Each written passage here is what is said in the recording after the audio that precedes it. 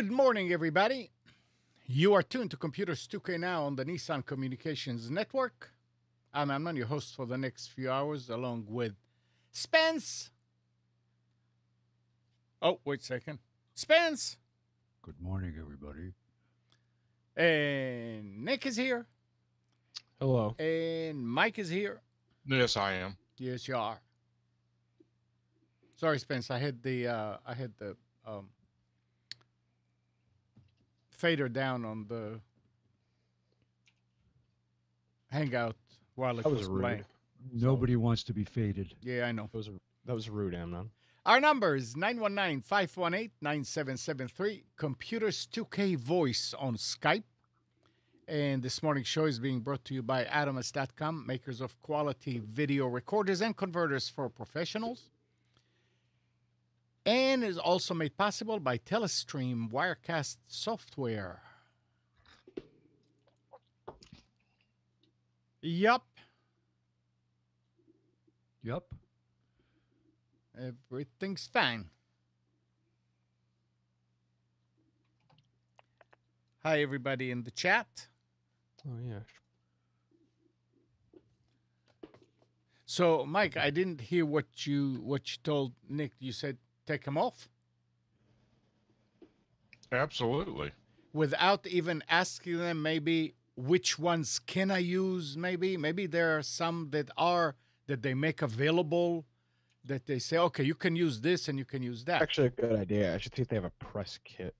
That's a completely separate question, but yes, take them off. Anytime you get a cease, nobody knows what we're talking about here, and I probably ought not to go too deeply into it, but let's just say that if you inadvertently use some materials belonging to others, copyrighted wise on a website or so forth, if you get a cease and desist letter, if in fact you have done what they have accused you of doing, you immediately and unequivocally comply with that request.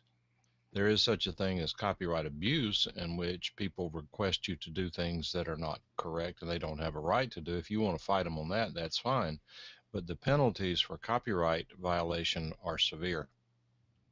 No, this says, now I'm on their website, it says image resources. I wonder if I can use these images.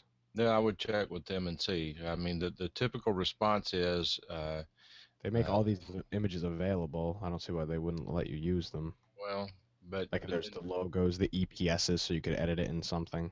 okay. Yep, that's a good point.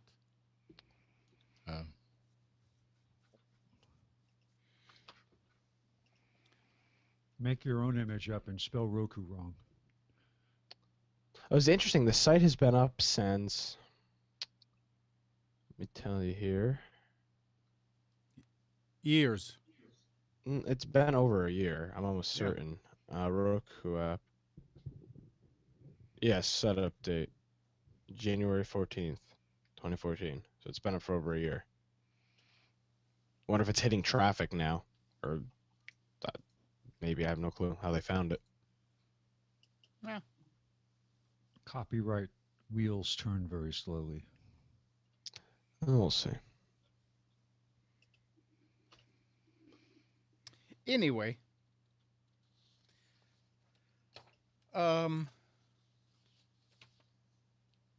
did you guys see the specs for Windows 10? Oh. Specs in what? You mean requirements for Yeah. it? Or Microsoft revealed that it will require a minimum resolution of 800 by 600, 1 gigabyte of memory for 32-bit machines. So, Windows doesn't run on 32-bit, correct? They don't have. it has a 32-bit mode. They do? Yeah. Sure. Every place I see stuff about Windows 8, it's always talking about 64. Okay. Well, So that's they the still preferred- supporting. That's the preferred one, but Yeah, they still supporting 32-bit or 2 gigabytes for 64-bit. 16 two. gig. Huh? only 2. 16 gig of storage space for 32-bit and 20 gig for 64 and DirectX 9 support. That's the minimum. And now, I see Andrew's comment that these are mobile specs, so we got to keep in mind that they're trying to include tablet-based operating okay, systems. I think that's why the numbers are low. now that's the thing. On top of this, Microsoft is requiring physical power and volume up-down button on tablets with a start button or rotation lock being optional. It's also requiring UEFI secure boot to be enabled by default. This is for computers. This is for desktop. That's not for mobile. I don't know what's Andrew he's talking about. I mean, Andrew knows more than I about Windows 10. There's no doubt. Look, check the chat out. I mean, UEFI on mobile. Hey, if it's an Intel processor, why not?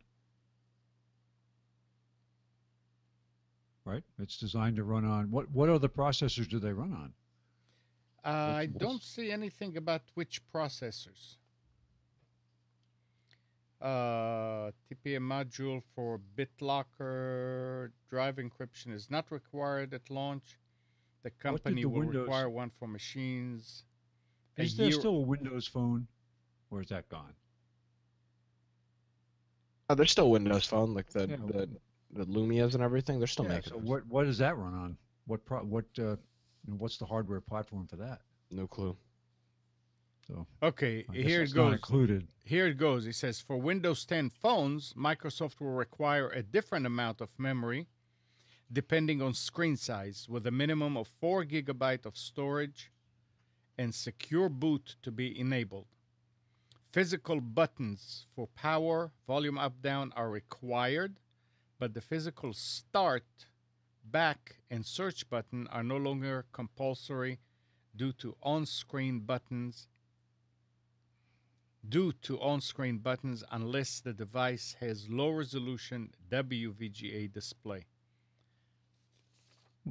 Yeah, the ones that it's in huge letters. Windows desktop minimum requirements and Windows mobile hardware requirements.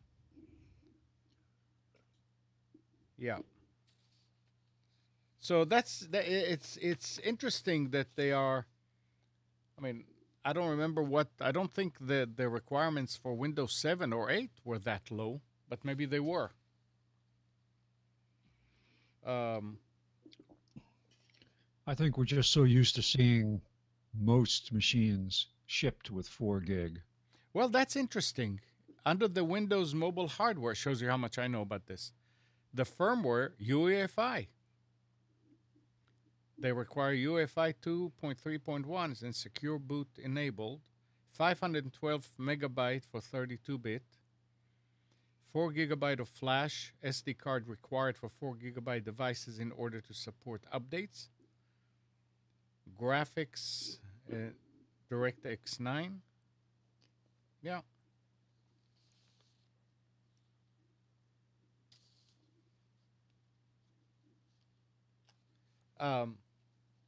Also, there was an article that I read, but I don't think I printed anything about that, about Windows 10. They were talking about that they will allow pirates to upgrade to Windows 10, but if the machine, if it says that it's not genuine on the Windows 7 or 8, it will allow you to upgrade to 10, but it will still say that it's not genuine. So even though you're getting a legitimate copy from Microsoft of Windows 10, when the time comes, the operating system will still show that it's not genuine. So since you can't do an upgrade to it anyway, why would you do that? Why can't and you? And how would it know if you're just going to do a clean install?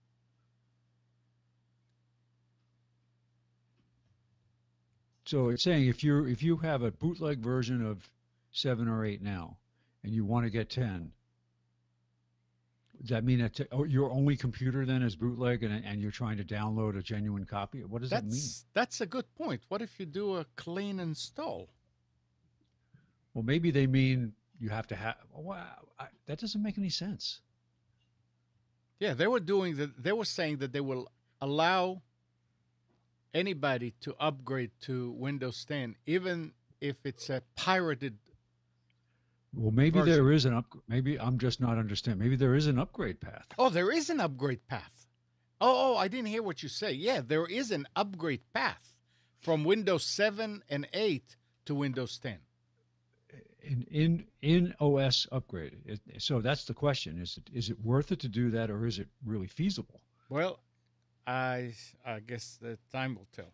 Because they said there was no upgrade from 7 to 8, right? You couldn't just say, "Oh, I want to upgrade my 7 to 8." It didn't work.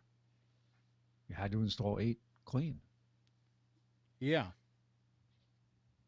So that's a huge difference if that's the case. It's a good point.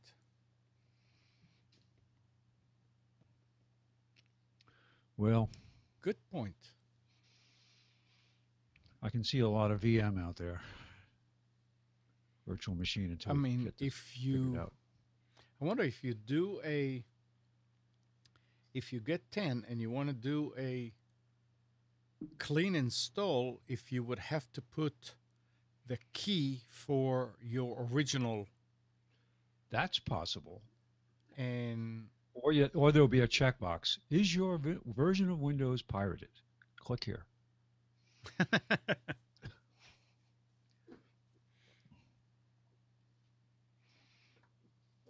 You're going to download the R version. So Andrew, what do you know about this upgrade thing?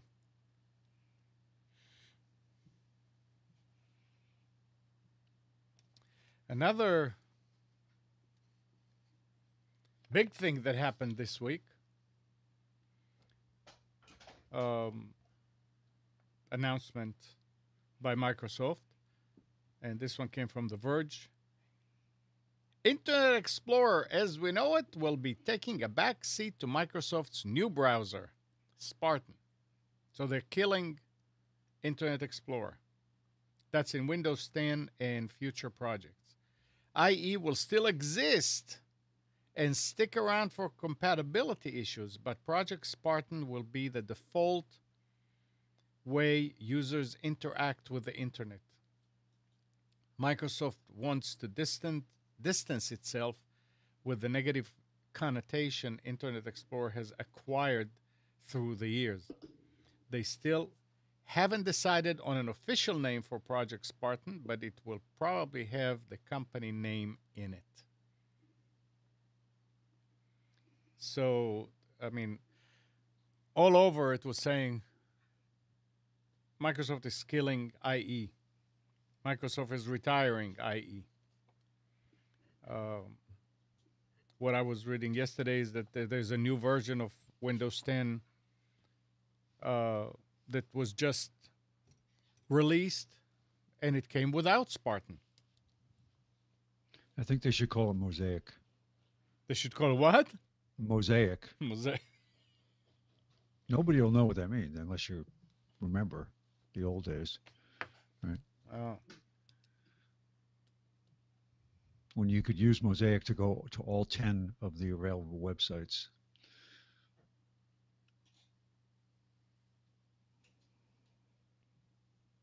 It's funny how you go out there and look at certain web pages and they look like they did back 15 years ago. They haven't changed.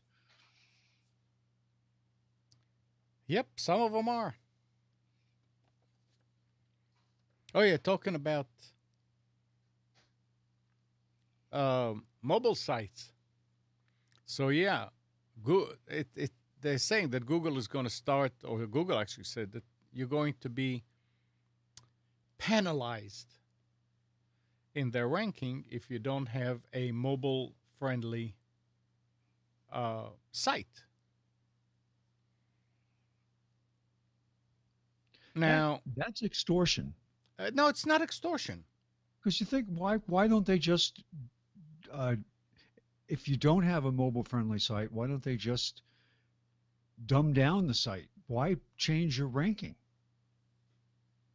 That doesn't make any sense. I mean, it is extortion because it's telling if you don't do this, you're not going to get people count on the ranking.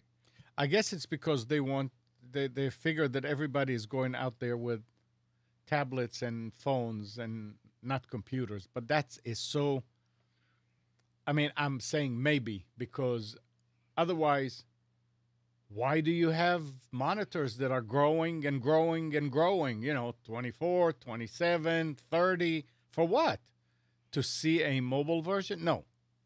What they want you to have is they want you to also have something that when you go with the phone, it works. I understand. And you can Sometimes see it it's right. very difficult. When you go to a standard site with a phone, it can be frustrating. Yeah, I mean, I know that when you go to Computers 2K Now, or when you did go to Computers 2K Now, I always had to expand it on the phone in order to be able to click on a link. So Mike sent me the results. I mean, I never paid attention to ranking on Google, but it made a lot of sense. Say, well, I mean, people may want to go. I mean, what do people go to Computers 2K Now? They go there to watch us. So you'll go from number 782 million to number 629 I don't million. know. You go to whatever. But it was so simple. I mean, Mike, how long did it take me? About 30 minutes altogether? I don't know. I wasn't watching the clock. I went and I created a page. What they want you to do really is they want you to have another site that if a mobile browser comes in, then it's going to bring up that page. And the code is out there available for any kind of language to sense whether you are coming in from a computer or from a mobile device. And so I went ahead and I created a page just with our video and the link to the audio and the phone number at the top. And then I went ahead and got the code, which is just a few lines, and added it to the main page. So if you go with your phone to Computers 2K Now, you're not going to see that elaborate website. You just see one page with that in it. And it works. And they do have a test. And before, Mike sent me the link, and it said that it's not mobile friendly. After I did that, I ran the test again. It says, awesome, you're mobile friendly. I was actually thinking about adding some more stuff, and Nick looked at it and said, no, I wouldn't add anything. Just leave it like that. It's fine. And when you look at the menu on the left, what do you want to add? Well, I mean, why would I want to add anything, really? It's not an experience that you want to do anything with a mobile computer. It's something that you would want to do with a computer, with a bigger screen. Did something just happen here? What's going on? The Don't know. What are you talking about? The CPU usage just went down to like 50 some. It's almost like, but we are getting out. Yeah, we are. I don't know. Anyway, you still, every company is going to have a regular website that is not mobile friendly, just so they can serve everything. And on the mobile side, you serve the essential thing about your website. I've seen some other mobile sites, and like even the classifieds websites that we run, from Works for Web, they have a mobile app that you add-on, not an app, an add-on. And what it'll do is it'll simplify the page, and it will put a few links so you can go and look at cars and search cars or whatever, real estate or just regular classifieds, and get it from there. And it works great. And that's actually how I got the idea. Yeah, Jeff is saying computers2know.com for on a mobile works nicely. Yeah, and Nick actually helped me also with that because it did not work on my Android, and I thought it was because it was old. And Nick said, no, I'm not. Put Daily Motion as the default, as the link, the CDN. And I did, and sure enough, it works. So anybody can do this. Anybody can do this. You don't need to be to go and spend a lot of money to have a mobile site unless you really want to have. Yeah, a but you mobile should. site. That's the thing. Like, yeah, your one page works well, Yeah, but you need to have. If you have a website, the whole thing needs to be mobily responsive. You can't have just one page that's mobily responsive. right. I mean, you can add more to it if there are things that you know. No, but I'm That- saying that works well for. But if computers for Computers 2K now it works because it's just the video player. Correct. There's not really anything else to do on the site. Once they Correct. get to the video player, they're fine. That's But you what can't do that's that what- on. I was saying, that there's nothing really in the menu that I would need to add there. If you look- Exactly. yeah. But yeah, there are some sites, absolutely, I agree, that will need to have more than just one page if they really want people to be able to interact with them. And that's where those scripts, like the Works for Web ones, they work and they come out really nice. But are they mobile friendly? They are. They Works for Web is mobile friendly. Works for Web has a mobile add-on. And it does the same thing, only it does it automatically for you. It takes the essential Okay, there you go. things from the website and it puts it, they know what to do. And there are not many images, and the font is bigger, and the links to search for cars or for everything is nice and friendly. Because here's the problem: Google is going to start ranking sites that aren't mobily responsive lower than regular websites. Right. That's That's gonna what become a we were problem. talking about. Yeah. What'd you say, Mike? That's what we were talking about while you were away. Yeah. Sorry, I just- While you No, were you- gone. I had to step away. I That's apologize. No, okay. That's fine. I mean, just Amnon was relating what happened Oh. whenever I sent him that Yeah. link on the Google searching, and he kind of bristled up at it a little bit whenever he first got it, and thought about it a second, and then took him about, he says, half an hour to fix it, which is really the right solution. I mean, I'll be damned. Look. to not address the mobile. I mean, when mobile market first came out, who cared? Only the geeks were watching internet things on their phone. Now, if you don't have it, you're just leaving out half your market. Look what Jeff Bundy's adding there, which makes sense, but I don't know how it works if you are watching a video and trying to make a call at the same time. I thought only the AT&T phones were able to do And if something. you're on Wi-Fi or 4G. If you're on Wi-Fi, Oh. you can do it. If you're on 4G, Yeah, you he cannot. says How do you make the link, a phone number that's link clickable? very There's, simple. there's an HTML tag for Yeah. it. Okay. Pretty sure. That's a good idea. Okay, yeah, I'll do it. Didn't think about that. So we'll see. So far, it's. I mean, I like that. I like how it's so simple and wow.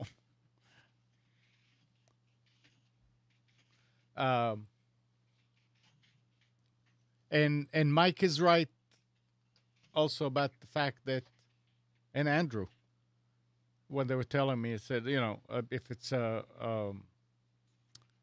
WordPress, I don't think all of them are but most of the themes I are. would say 95% of Right. WordPress themes are mobile friendly.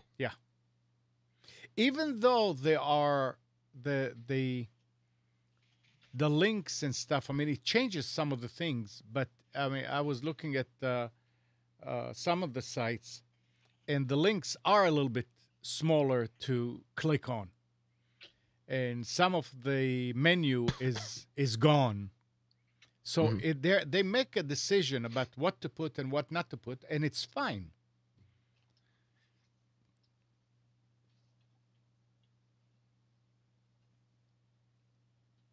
Oh, yeah.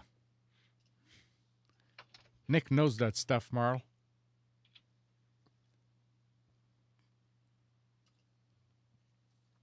I'm an expert. Yeah.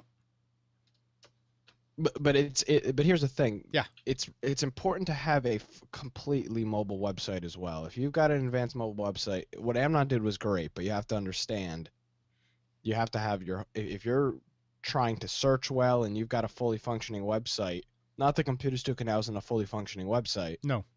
But there's only one page that's necessary, and that's the live page. So if you've got a full mobile website, you need to be running a CMS or something to make it mobile. Because if you try to do each page and make it that mobile responsive, you're going to just spend yourself a lot of time. Yeah. And really, this was just a way to get around that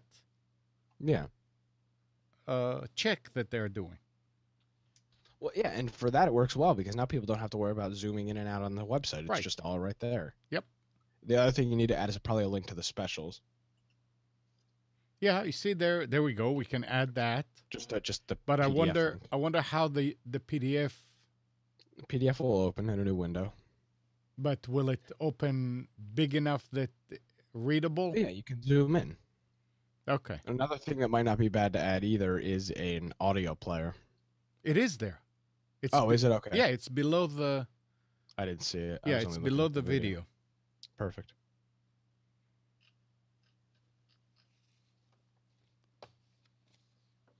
So yeah.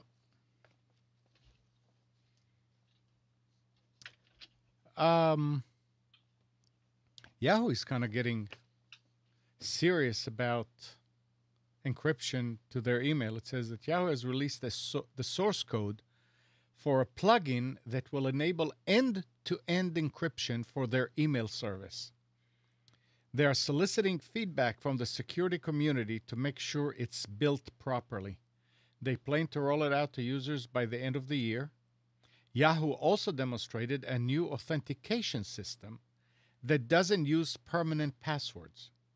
Instead, they allow you to associate your Yahoo account with your phone. Again, they assume that everybody's going to be sitting there with a phone and text you a code on demand anytime you need to log in.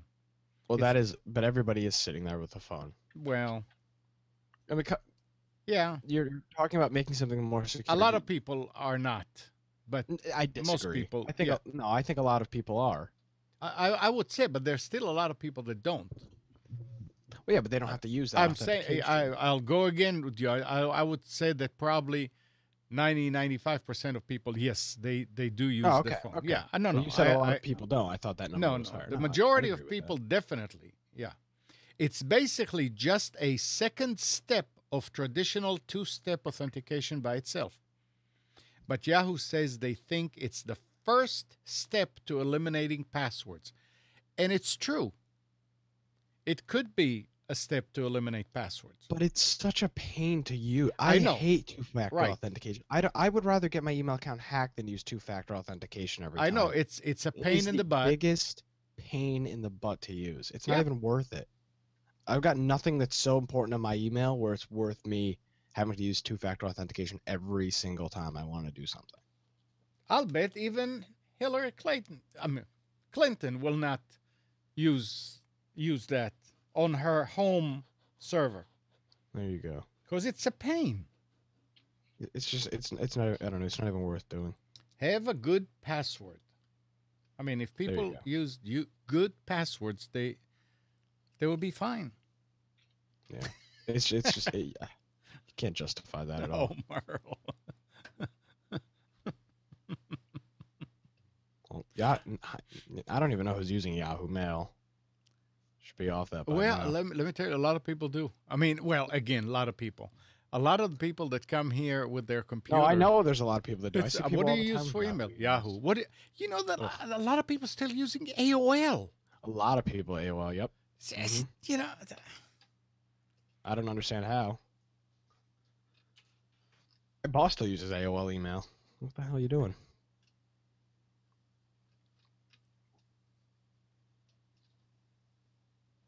Yeah, Merle, you're right. Why isn't Merle here? He's shy. Don't yell at Merle. It's mean. He's shy. Maybe he's getting ready to leave. Yeah, he's probably going to church. Well, the severe weather season is starting to crank up slowly.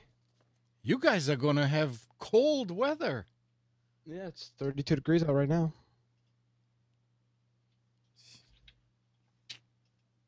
They were saying that there's another Arctic blast, but I think it's going to reach as far down as New York or maybe Delaware, and that's it. We'll start warming up mid-April. Early to mid-April. By the way, I saw something, Nick, that might interest you. I don't. Sometimes it's a long shot, but what's not? It turns out that AT&T and Google are trying to enlist people to go out and get people to sign up requesting their high-speed services come to town. They want you to actually go lobby your politicians. Really? Mm-hmm.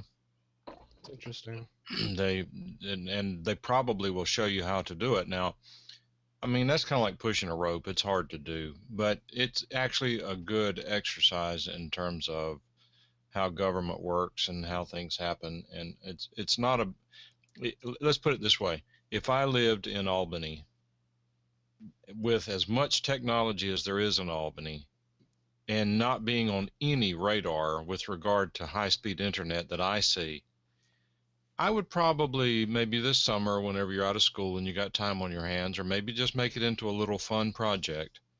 What I would do is I would find out exactly what it is that Google and AT&T are using to influence the city council, the town council, so forth.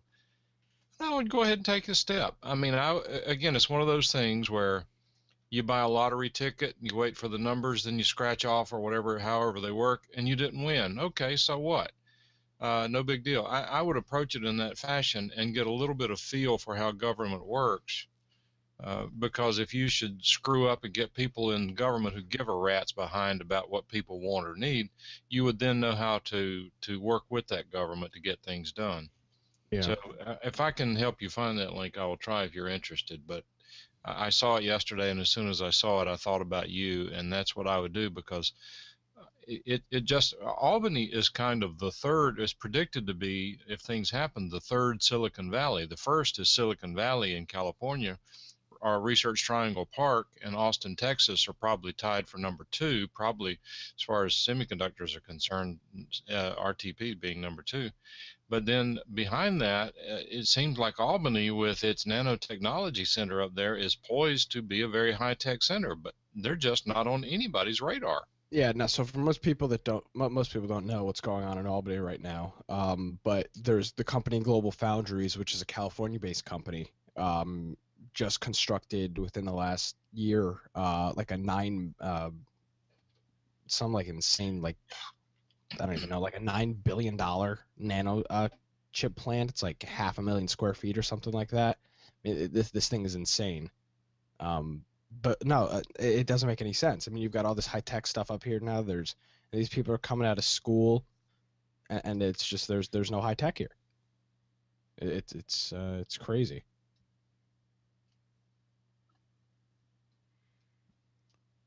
Well, maybe you'll have higher speed internet there soon. Oh yeah, I doubt it. He'll probably leave town first. That is much higher of a likelihood.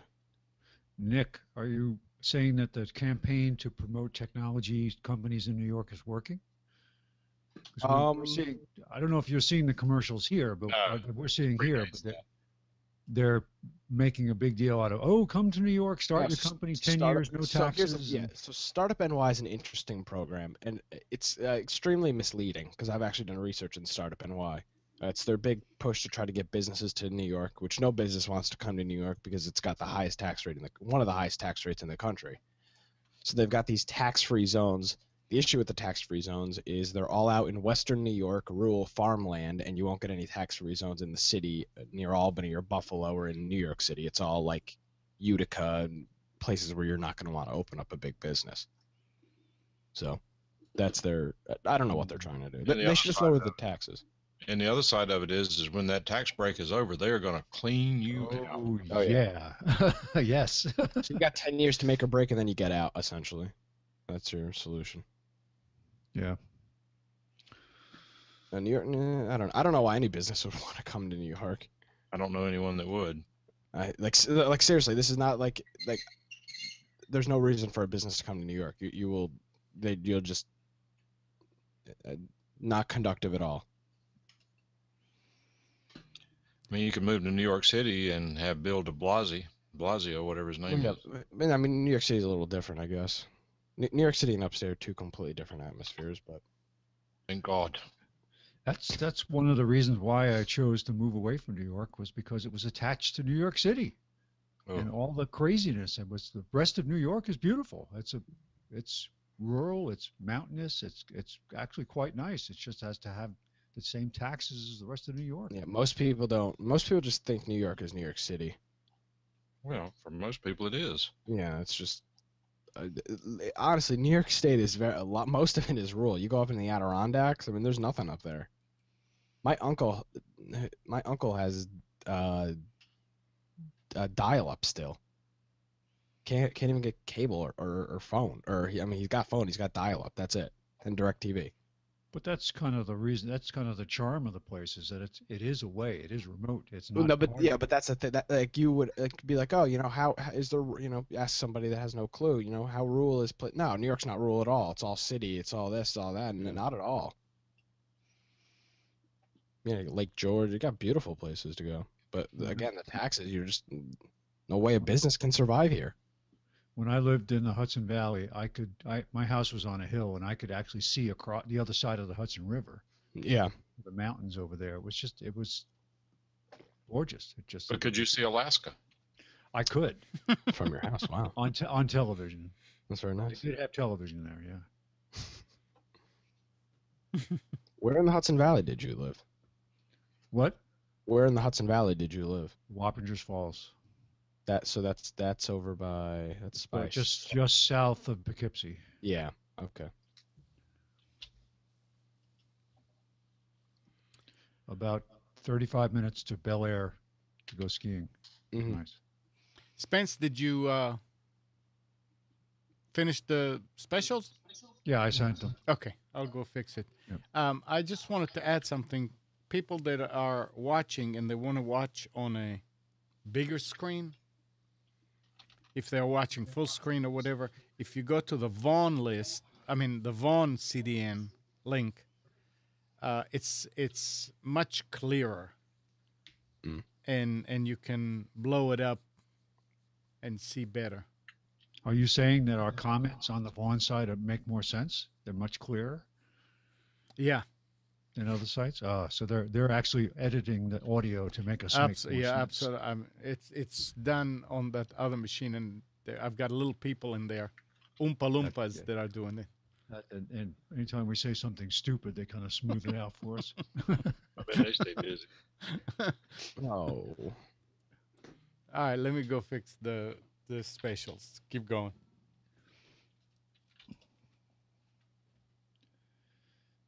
So I'll have the experience of being a new Time Warner customer tomorrow, Why? because my daughter's moved out and this cable service was in her name. So I subscribed to and got a new customer bundle. I hope you didn't make a commitment. No, well, I think I think it's 1 year. I don't have UVerse. I can't get it here. They could be going down your street tomorrow. They're going like fire on this thing. Yeah, Is my it daughter available lives for you off. yet? Mike, do you know where the Waterford Place townhomes are right near you? It's just on the other side of Maynard. If you stay on Chatham, heading into town, it's on the right-hand side. There's a bunch of townhouses. That's where my Wait a daughter minute. lives. Tell me again. So I leave my house, hit Chatham Street, and go where? Turn right on Chatham, cross Maynard. And Yep. The Waterford Place townhouses is right Yeah, on the right-hand left or on the right? side. On the right-hand side. She's in that townhouse complex. Okay, I don't know where that is. And they did the pre-work, why did they come through and just dig holes in certain places? Because they Not have to run that torpedo from hole to hole. So that's what they did. So they went all through her street, and Yeah. you could see the interduct now laying out there on the road. They got the big rolls of the protective tubing, essentially a conduit that they're going to run through the dirt. Well, Now- see, they did direct burial on mine. They didn't do conduit. Yeah. Well, this is out on the roadway, out on Chatham Street. Some of that they actually ran through the air. Cool. That's what I was told. I'm not positive that's true, but that's what I was told. So there's something interesting I found out. I was talking to somebody at school, and he lives in the housing development I do, and he's kind of Housing development? the subdivision, whatever the Oh, hell. subdivision. Yeah. I didn't think you were in government housing. No. Okay. So he's also kind of like a tech guy, and we were talking about how awful Time Warner is or whatever.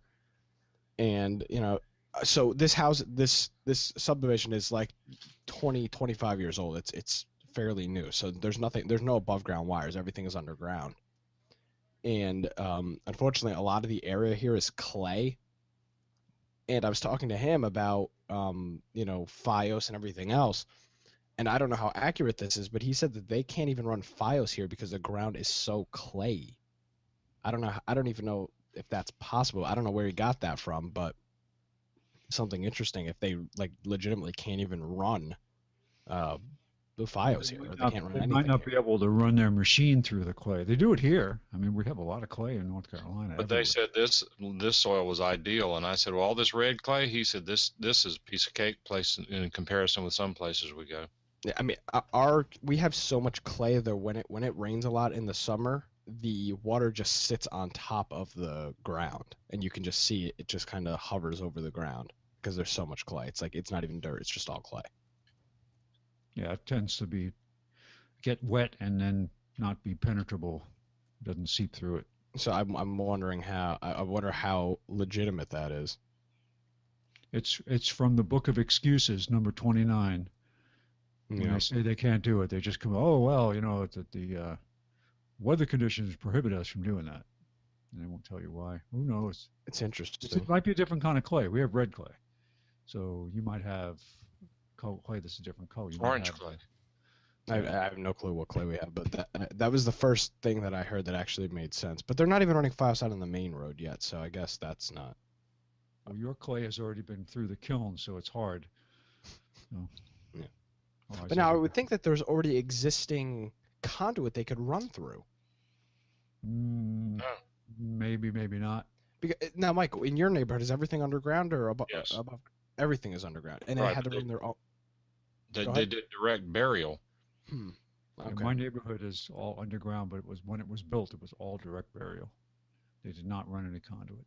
Interesting. But I'm wondering if because this land is all clay, if when they were building the housing development, they ran the conduit. I doubt it. Maybe they're saying that conduit, in that case, clay does shift. If it dries, it Mm-hmm. shrinks, and that's what causes all the issues with foundations here, is that the clay, if the water conditions change, the clay will shrink, and if it gets wet, it expands. So that's the reason why we have so many issues here with foundations. That could be that. Maybe a stiff conduit, a hard conduit might crack, whereas Yeah. a interduct, a soft tube, could be more flexible and work. Who knows? Well, it's interesting because if that's if they legitimately if that's like a legitimate reason why they can't run it, then I'm totally screwed. No, they'd have to go above ground. Well, they can't. I mean, there's no way for them to go, but there's no power poles here. Well, So There's they'll power- run them. They'll put them in. Yeah, that's exactly what they're gonna do. They're gonna put in poles just to run FiOS. Well, did you out in the dense areas of down towards New York City where they had a lot of overhead wires? They used a very clever method. They actually had a special machine that they would bolt onto the existing wire, and it would drag the fiber along and wrap it as it went along. It was fascinating to watch them use it, but it turns out that it's still an enormous amount of maintenance, and because poles are affected by weather very easily, especially cold and ice, it's would have been much easier to put it on the ground from a maintenance perspective, but it's not. All right, specials are up there. Not to Nick. Don't despair, because the latest technologies, and that's how apparently Google is going to do it. And over here, RST fiber is the last mile of what we talk is going to be wireless. They 1 gigabit. They're going to bring it to Yeah. they're going to bring it to a central, just like a cell phone. So it's not like they're going to have to dig to each house. So It'll be interesting. well, did we may have talked about this before, but just this last week, I think it was before last week's show. You remember we were talking about Gigapower from AT&T, the fiber service, being $120 per month, right. and they have reduced that. It is now $70 a month, with the price with a 1 year commitment, with price guaranteed for 3 years. Now, would you want to sign a 1 year commitment though? Yes, absolutely. I mean, Even though you may have Google Fiber on your doorstep? but you know what, Nick? It costs money to do. There's no way they're going to recover the cost of running the service to my house theoretically in 12 months. Let's say that I take a 1 year contract, and let's say I stick with. By the way, I don't think Google will be here within a year. I'm not even positive this would be one of their primary choices. They may pick and choose. I don't know. They may come down the street as quickly as everyone else does. I mean, as quickly as AT&T did. I don't know what's going to happen. Mm-hmm. And as much as I detest Time Warner, I detest AT&T just as much. They're really birds of a feather. But be that as it may, that if they will provide me with 1 gigabit service for $70 a month, I'm currently paying $52 for 30/5. If they will provide me with gigabit service for $70 a month, I'm a customer. 120, I'm not. I just don't spend that much time online anymore where I need that much bandwidth. The primary reason that I'm interested, two primary reasons that I'm interested, three primary reasons that I'm interested in gigabit are: number one, theoretically, it's going to be a better quality connection being fiber. Number two, for online backups, that would be just a wonderful way to do it. And three is for those very few instances where we're doing video. Mm-hmm. Other than that, I really don't need the speed. Yeah, well, but it's nice to say you have, right? Well, I don't care about that. I don't care what anybody thinks. Well, I mean, my UVerse that's 45 by 5 right now is, I think, $46 a month, but that's for 1 year. After the year, I think it's going to go to $70-some. So you should have fiber by then, and they will, from what I hear, they will let you get out of that contract to go with the other one. Oh, I mean, at that point, I'm probably not going to have a contract. The guy said it's going to take a few months before we get it here. So it'll be crazy not to go with that, even if it's a couple of bucks more. Oh, for you. Yeah. Now, keep in mind, let me tell you, they're not enforcing it, but AT&T has a 1 terabyte cap. Well, that's Now, good that they're going with. What did you say, Spence? I was going to say, when that shoe drops, it's going to be a big deal. Yeah, I think when you 1 start to enforce terabyte it. is a lot.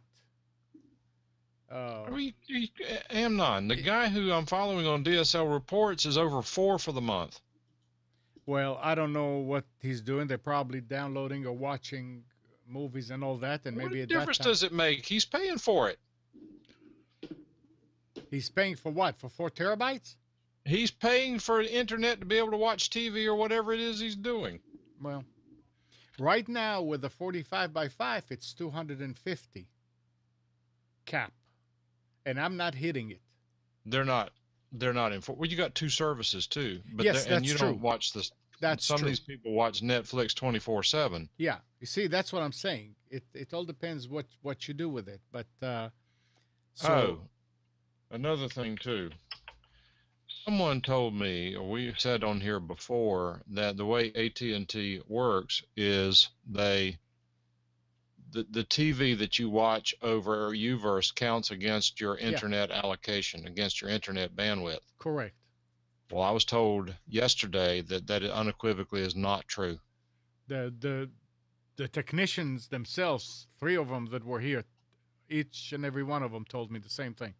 Well, I'm not doubting they told you that, and I'm not saying that it's not true. I'm just saying that people who have researched it have, and these guys usually know what they're doing. When I come in here with information that turns out to be exactly right based on what I've heard, it's always been right, and they say that it is not true. Well, I guess you're gonna have. I don't have TV, so I can't tell. But Well, as long as they don't enforce the cap anyway, I don't care. yeah, I mean the cap may be in order to just deter people. The last guy.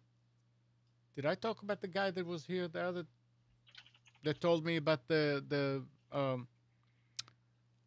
fiber box. Did we talk about? I don't it know. last Tell week? us again. I mean, there was a guy here, and he said that the box that we have across the street is not the gigapower box. Right.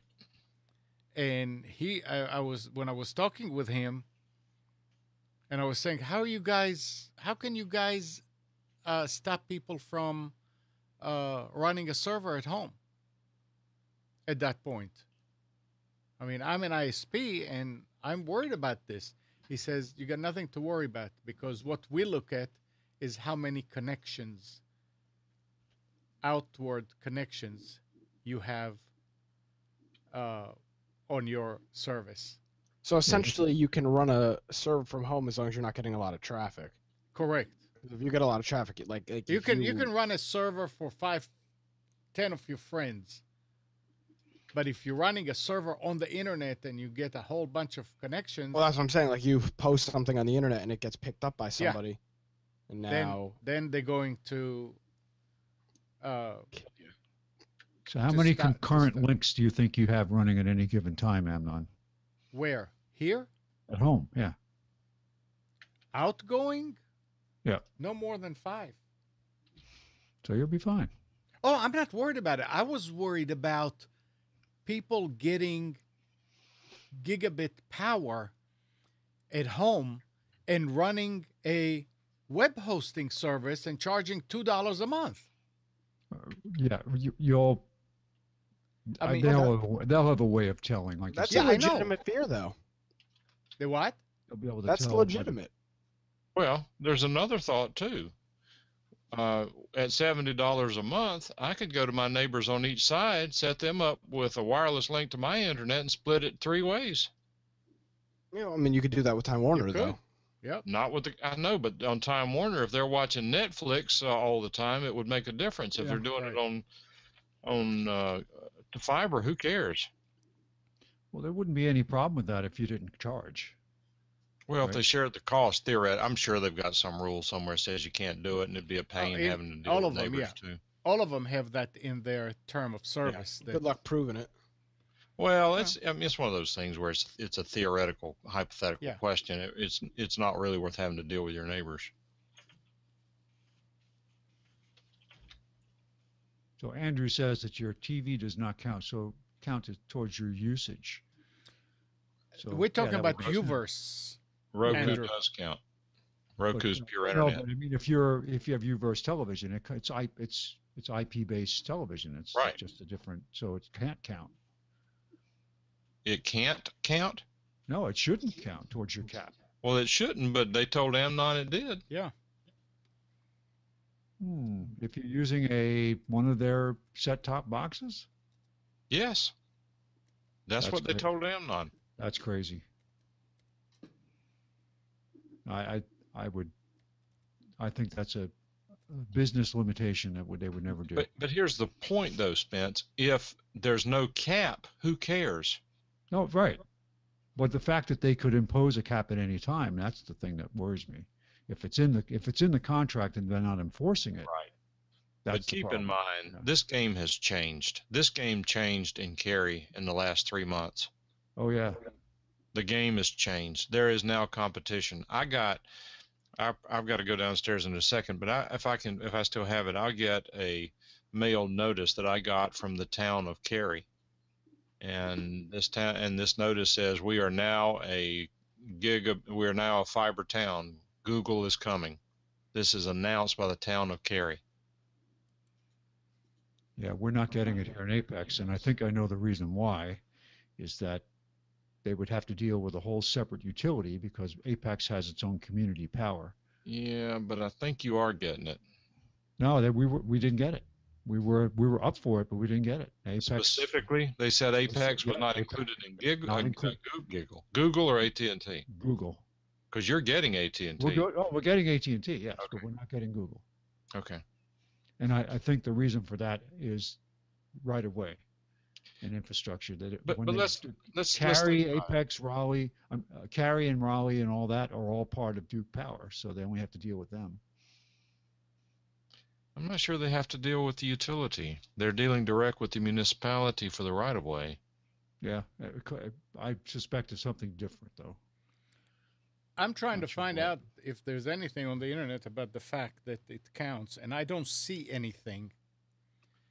But the other thing that I remember talking to one of them, and they were saying with Uverse, unless you sit there and watch Netflix 24 hours HD, you're not going to hit your your cap. That's crap, Amnon, Well- because I hit 500 gigabytes watching it after work and on weekends. Well, what I'm saying is, what does that tell you when somebody's telling you that if you don't watch 24/7 HD, you will not hit your cap? That tells you that it counts against your bandwidth. Well, anyway, Andrew says it doesn't, and he's looking With into Time it. Warner, it doesn't. It's two separate systems. Correct. All right, Google Fiber is coming. The rumors have been put to rest. We're a gigabit town. Earlier this year, Google confirmed it had chosen Cary, along with several other Triangle cities, as sites for its next phase of community fiber. In a nutshell, Google's gigabit internet, with speeds up to 100 times faster than today's basic broadband, can transform cities, give them new platforms for economic development, and new ways of using technology to improve daily life. The announcement comes after several years of effort. We've been working with citizens to attract Google since we applied for community fiber consideration back in 2010. With the decision made, Google now turns to working closely with town officials and staff to bring its fiber optic network to Cary. The next stage of work includes designing and detailing planning of the network. This process is expected to take several months, after which network construction will begin. You can continue to follow fiber service updates within the town by subscribing to the Get the Facts Google Fiber RSS feed at townofcary.org. And of course, you know what this is. It's for anyone who doesn't pay close attention. All this is politicians in Cary wanting to take credit for Google's decision to come to Cary, which had nothing to do with the town of Cary. It had everything to do with AT&T and Time Warner stepping up the competition. But whenever they run for re-election, we brought gigabit to Cary. We brought fiber to Cary. If anything, you probably got in the way of it. There's probably some palms that get greased through this whole thing, though. Well, I'm not going to make that statement publicly.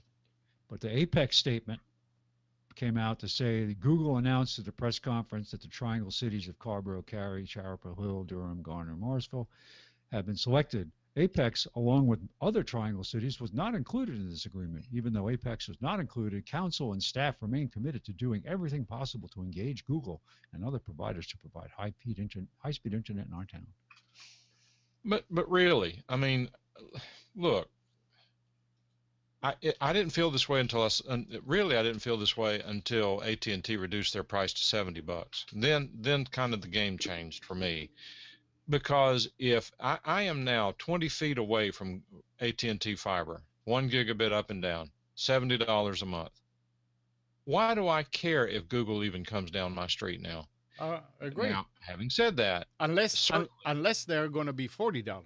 Well, but hang on. Yep. Let's suppose they are. That's $30 a month, big deal. AT&T believed in this community more than Google did to get it in here. So AT&T, I've always said, the first company that puts high-speed internet down my street, I'm getting it. And I'm going to do that, not because I like the company, I don't, but because they made a commitment here, then I need to make a commitment back to them because they're providing me with what I want. I mean, I'm one of these guys, and if we got any veterans particularly listening, I know that if they don't hear me out, they will be offended at what I say. But don't tell me to buy American. My attitude is you provide the best quality at the best price, and I'm going to buy it. And if it's made in America, you just controlled the sale. That's the way to go. Don't get me to buy lesser quality goods at a much higher price just because it's American. That doesn't make any sense. And the reason I say that is not because we don't have slave labor to compete with and all that. I understand all that. What I'm saying is that when Americans are put to the task to innovate and be creative, they beat everybody else in the world. So they fulfill their obligation, and I will reward them for doing so. All I'm saying is that AT&T is down my street providing, I mean, the 1 gigabit service that AT&T provides, I seriously doubt there'll be any difference in service between that and the Google Fiber. Would you agree with that? I guess not. Where is everybody? Did you just get pop out? Anybody home? Hello, I'm here. Sorry, I was I guess conversing everybody with someone. left. I was doing my diatribe. Was it a good Would one? you agree that the quality of AT&T fiber will be identical to the quality of Google Fiber? Don't know. What's your gut reaction? Google might be better at it because they're new to the game, whereas AT&T has been screwing things up for 100 years. Well, Google's not perfect either, but let's look at the technology. It's probably the same equipment bought from the same companies. If I've got 900 megabytes or 1 gigabyte up and down at my house with 4-second ping time, how much better can Google be? 3-second ping time? Imperceptible to most people. But that's my point. So really, we're talking about them providing the same service. Now, if they can come in at $49 a month instead of $70 a month after the first year, I'm switching. Why wouldn't I for the same service? But what people are forgetting is Google. They're no savior. I mean, they've got their own issues. They've got some real radical corporate policies that a lot of people don't like. One other question. I remember being kind of shocked when people were talking about Facebook a couple weeks ago and how Facebook, their investors are starting to get impatient because they've never gotten to. I don't even know if they're profitable yet, to be honest. Do they care? Yeah, that's that's the issue. I said, do they care? But what about Google? I mean, are they? I don't remember ever seeing numbers about Google. Oh, they have so much cash they don't even know where to put it. But are they giving it to So then they're fine. Oh, they're doing fantastically well. I mean, that's the same dilemma that you're talking about in terms of Facebook. Are they doing an Amazon where they're doing all this business, changing the world, screwing up the market for everybody else out there, but yet not making a profit? I Yep. mean, it's at this point in time that you have to believe that Amazon not making a profit is intentional. Yeah, who knows what else? What other things is Jeff doing? That he wants to use Amazon as a loss leader. Well, I Something mean, else happening. I mean, Amazon not making money probably doesn't mean he's working for free, right? Oh no, he couldn't be funding all these other things if that was the case. So anyway, What's Andrew talking about? Where did everyone go? I'm sitting there asking questions and nobody's around. Oh, Yeah, I had Pam stop by to ask me a question, so I was off for a few minutes. Mike, as far as far as what you're saying, whoever comes here first and AT&T had they invested in the neighborhood and all that. I don't go for that. Okay, that's fine. And I'll tell you why. Because they could have done that years ago But they did it. instead of running cable for DSL and then come here and running again something for Gigapower. They could have done it. They didn't want to do it because they didn't have to. The reason they are there first is not because they care more. It's because they already have the access. They have the right of ways and everything already in place where Google does not. And Well, they're Amnon, don't get distracted with the idea that I am an AT&T fan. Oh no. I didn't say that. I am not. I know better than that, Mike. But I would go with whoever. I mean, if AT&T comes and gives me a Gigapower and it's going to be $70, and a couple of months later, or 6 months, or a year, Time Warner comes in and said you can have gigabit and it's going to cost you that much, then I'll do the math, and if it's cheaper over time to actually pay them to get out of the contract and go with the other company, then I'll do it. It Amnon. makes sense. This is what did you say? Oh, go ahead. I'm finish what you're saying. And all that, man. Huh? I was going to say, do you remember? I can remember the day AT&T announced, along with other companies, the invention of DSL. I don't remember. No. And it was how the whole thing. To give a little history on this, Time Warner has their investment in coax, which is essentially, for all practical purposes, a much greater broadband spectrum than Twisted Pair, which is what AT&T has their investment in. Although most of the AT&T's backhaul now and distribution is all fiber, it's the last mile. It's the connection from the last point of presence of the carrier to your residence. That is the question. DSL is there for one reason, and that's because AT&T and other phone companies owned the Twisted Pair, or just bare wire, uninsulated, no coaxial sheath around it. They own that they own that infrastructure, so that's why they made the investment in DSL. Had they had coax, it would have never gone that way. DSL wouldn't exist. But it's got to do, like you said, it's the fact that AT&T has the distribution, has the last mile, that they are the first in there, Right. because they don't have to pull it. They don't have to pull any more wire. Right. Yep. And But that Twisted Pair technology is probably now exhausted. no, it's not. all new. No, it's not. Don't think about it. It's the existing, without pulling new wire. The quality of the wire that's in the ground for most people is not capable of going forward. You were you not Were you not here when we were talking about what they're doing at the UK with the G-Fast? That they have What kind of- technology what is that, now. like old quad cable they're using, or is it? They're is it using- Cat 5, Cat 6. They're using it on a pair of copper. Yeah, but what kind of pair? Is it Telephone. old No, over there everything is twisted telephone. pair, braided wire? I quad, I or is don't it- know, but what they were saying is that at this point now, in the UK they can bring really high speed. I don't remember the speed they were talking about, to every home that has a phone.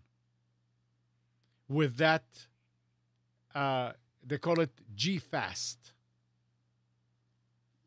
And they don't need to pull new wires. They don't need to do anything. They figured out a way how to utilize current copper to bring in high speed.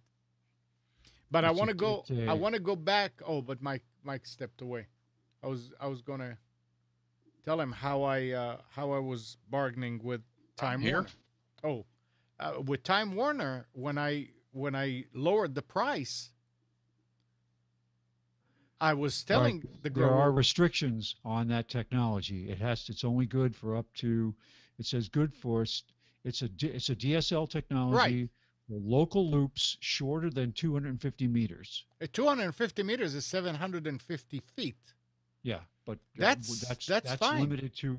That's limited to urban areas, theoretically. Yes, that's true. I couldn't have it in my neighborhood. It wouldn't work. The active technology sits at the front of my neighborhood, and I'm further away than that from it. But I think that it's harder to bring new cables in urban areas than it is in rural areas. In rural areas, you can bury True. new cable But it costs more to do it in rural than it does because in of the distances. distances. Yeah. But Yeah, in the no, city, it's definitely for urban areas. It's so much easier. That's how? why, and I'm not saying that's not a great idea, because you tend to have villages with that are small houses that are close together, and they can take advantage. Why not? If there's a market for it, if there's enough people who qualify from a technology perspective, and they can do it and make money, great. And think about it, they can bring it in to certain areas and again use wireless to, if they needed to, if there are a lot of places that are just outside of that, they can, technology, this is what makes it exciting. It changes, but the fact is that they tested it and it worked. Do you see what speed they're talking about there, Spence? Up to 150 meg up to 1 gig potentially. Yeah. And then they're talking also about VD. They call it VDSL2, which is the technology just before that, which is good for up to 2,500 meters. Trying to see where they say what the type of what type of cable it requires. Well, I mean, the fact is that my point was that the copper wire, phone wire, is not obsolete yet. No, They're just but coming up it's and very then, restricted. It's very limited in, like, you can't run it through a 50 pair cable. It's got to be Here's probably what- not. here's what- But Amnon, here's the part that may be missing with regard to AT&T and copper. They're going to abandon copper by the year 2020. I mean, if you can abandon it, that's absolutely go for it. That is an absolute firm number at this point in Yeah. time. They should. And 5 years is not a long time to abandon copper in the United States. No, it's not, and it's a smart move to abandon it. Well, Absolutely, I smart for agree. them. I don't know if it's smart for me. I don't know if there's any better quality phone line than a copper phone line. If the VoIP/IP/fiber technology is better and yields in a higher quality phone call, then yes, it's better. If you have to deal with some of the nonsense you have to deal with on VoIP lines, then it's not good.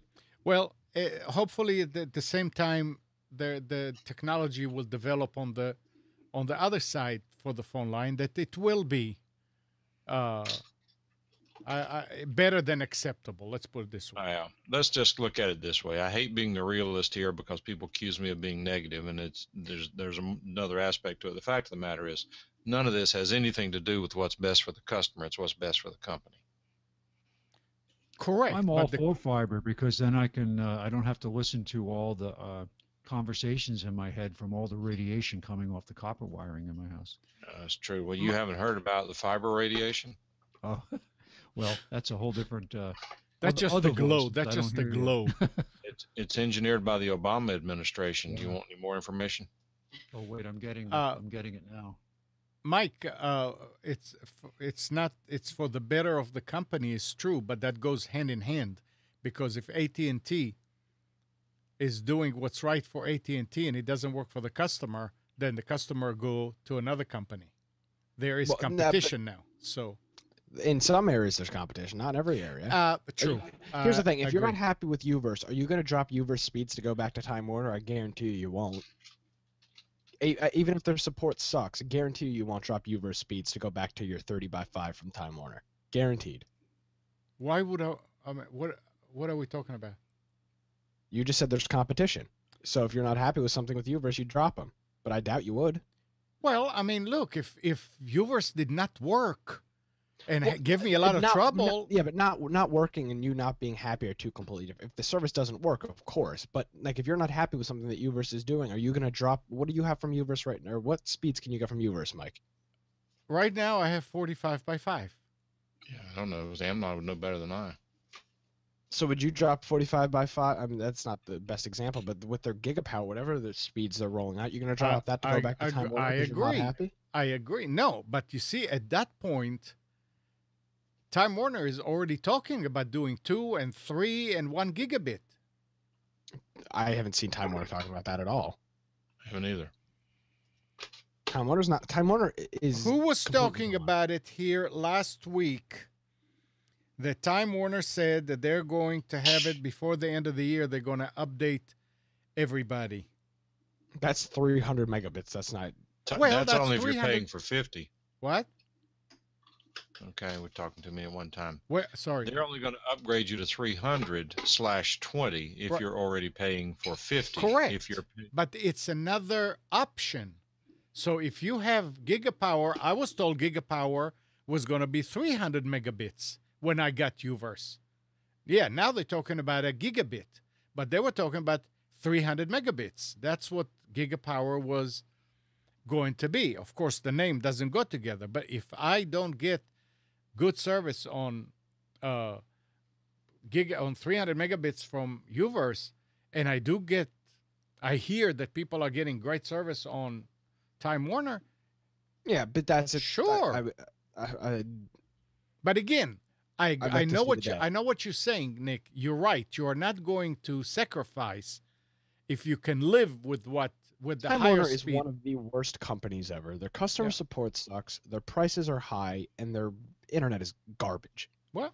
So the only company worse than Time Warner is probably Comcast, and they're both right there. Yeah, and they're going to go at together. At least Comcast right? has got higher speeds than Time Warner, but they both suck. But what are you gonna do? You'll deal with crappy service to have higher speeds. I know I would. You're right. There are circumstances that you're not going to.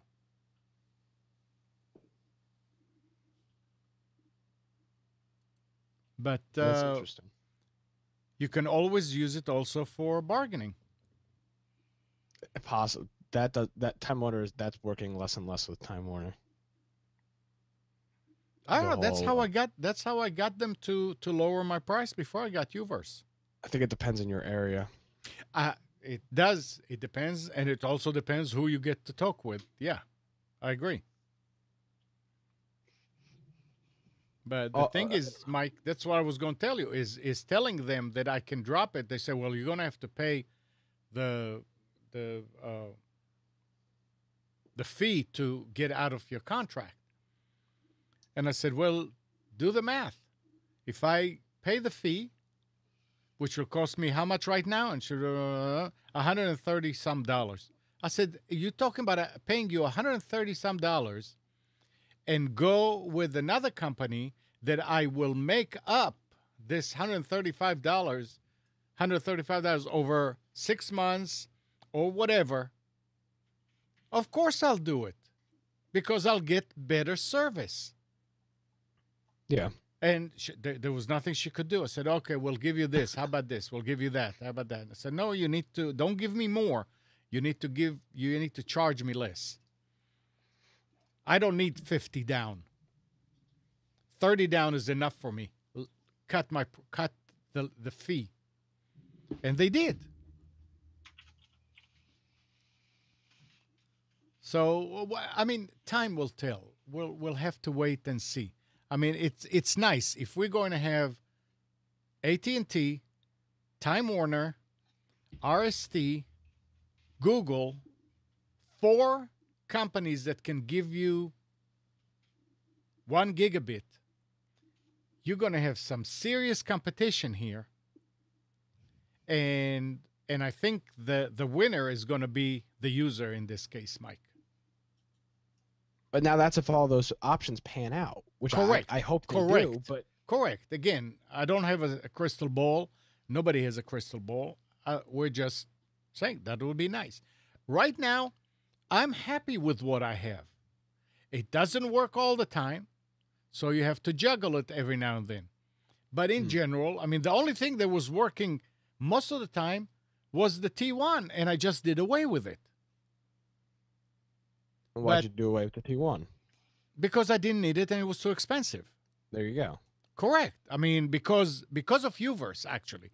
Because I needed redundancy, and before Uverse, the T1 was the redundancy. But Uverse is a whole lot faster than a T1. A whole lot faster. You're talking 1.5 megabit versus 45. Of course. So, yes, it makes sense, but I wouldn't have done it if Uverse was very flaky. So far, Uverse is a lot more solid than Time Warner. Like I said, when we had the snow and power went out for 9 hours, Time Warner went down about half an hour into the power outage. The batteries went out. Uverse stayed up the whole 9 hours. I have an interesting question. Yeah. With the coming upgrade to speeds in Time Warner, looking at their list of approved modems, Yeah. they must be, and they show approved for speeds up to, for example.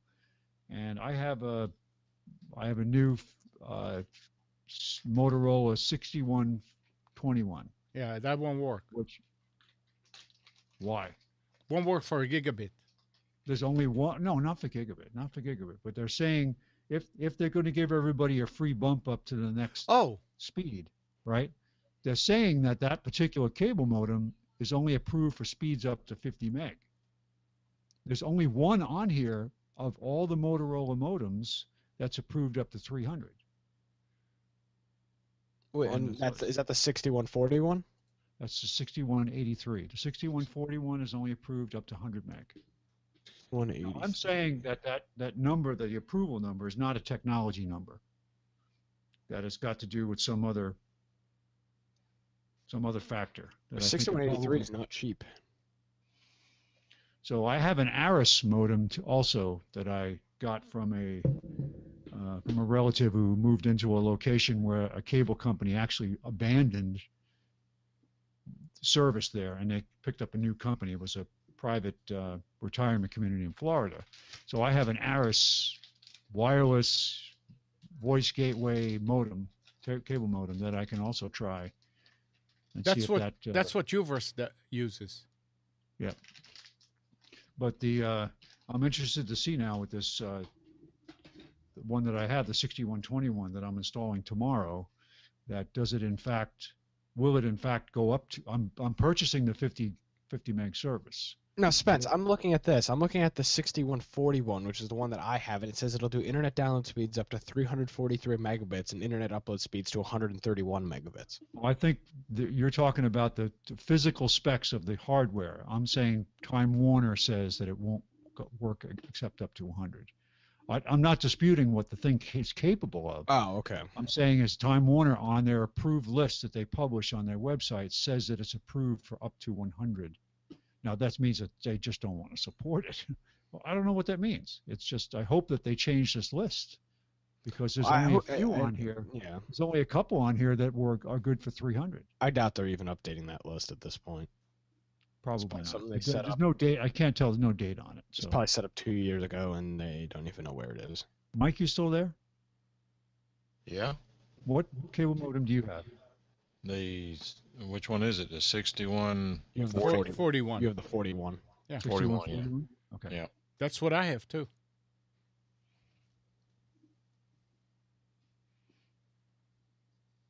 Yeah, you just. I'm actually happy with mine. Sorry, Nick. No, I said I'm happy with my. The reason I bought this modem is I think Mike put me to the test. Mhm. I was constantly having internet dropouts with Time Warner. Constantly. I mean, like once, twice, 3 times a week. With the Ubi. Yeah, with their Ubi. Yep. And Mike challenged me. He said, "Hey, pick up this Motorola modem and see what happens." And it's been rock solid. God, Yep. so when did I buy it? Let me look on Amazon. Right. 6141. I purchased that March 11th of 2014. So it's been a year, just a year. And I haven't had any problems other than I don't think I've had any long outages in the last year. So there you go. All right, Spence, you want to do the specials? Yes, I do. And I'm looking at the spec sheet from Motorola on the 6141. It says capable of data rates of over 300 meg and 100 megabits upload. So it's really the technology's in the box. The hardware is there to do it. So I'm not worried about it then. Okay. All right, specials. Are we ready for specials? Okay. Computers 2K Now weekly specials for March 22nd, 2015. And we'll start with Office Depot Office Max. They've got several good deals on PCs. They've got an HP desktop AMD A4 with a 20-inch HP LED monitor. This is an HP machine bundle for $329, and that's $120 off the regular price. Got an HP Intel Core i3 laptop. That's a touchscreen, 15.6 inches, for $379.99. That's $170 off. And an HP Pavilion 15.6 inch with an A10 AMD A10 processor for $529, save $180. It's all outstanding deals on PCs there from HP. We've got Lexar Twist Drive USB 16 gig USB drive for $799, $12 off. 32 gig for $14.99, save $25. 64 gig for $29.99, save $40. We've got the Toshiba 1 terabyte portable USB hard drive, $10 off for $64.99. 2 terabyte version for $99.99, $20 off. Samsung 21.5 inch LED monitor for $119.99. That's 30 off. HP Pavilion 27 inch LED monitor for $209.99. Save 70. Got some printers on sale. Canon Pixma MG 3520 photo printer, $59.99, save $20. Brother MFC J470DW does duplex printing and it's wireless, $69.99, save $30. And HP Envy 4500 does have automatic two-sided printing, $79.99, save $20. I still can't get over the prices of these Windows 8 tablets from HP. The HP Stream 7-inch HD tablet with 1 year of Office 365, $99. Amazing.